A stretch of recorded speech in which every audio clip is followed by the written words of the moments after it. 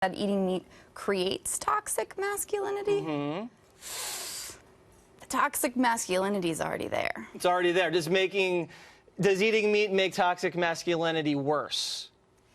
It's one of the ways in which it can reinforce existing kind of social structures, including patriarchy. Well, how does that reinforce social structures where men dominate eating meat? Yeah, it's really complicated. How does eating meat make the genders unequal? Eating meat holds a lot of symbolism, and it really is too much to explain in 4 minutes.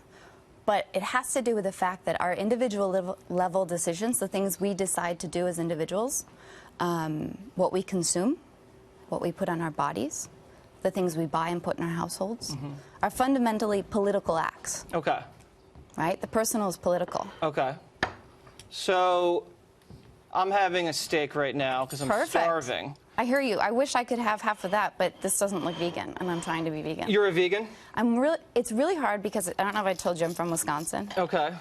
And cheese was like one of my favorite things. See, that looks pretty good. That's a little rare, medium rare. Yeah. Is got this some nice dead animal, dead cow hanging on your fork. Is this bad that I'm eating meat? If you go hunting, that's a totally different story, right? The blood's on your hands.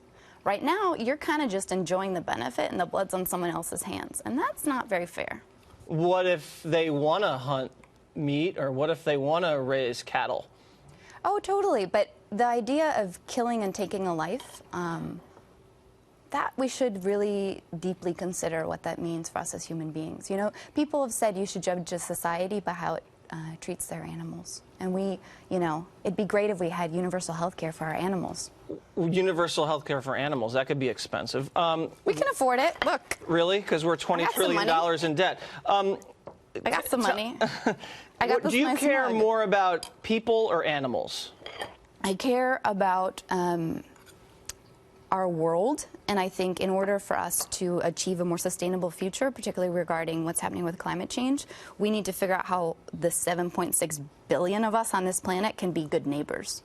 And we're really bad at being good neighbors right now. Okay, so why should I be a good neighbor to a squirrel? Well, you don't have to worry about, if you don't want to worry too much about the squirrel right now, the squirrel's part of nature, right? If you keep killing nature, what's going to happen to us, right? If we as people keep killing nature. Me too, right? Like, I still eat cheese a lot. It's not like something that's going to be perfect. We're never going to be perfect at it. But what if you're just hungry and the animals are there for us to enjoy for dinner, for lunch, God said breakfast?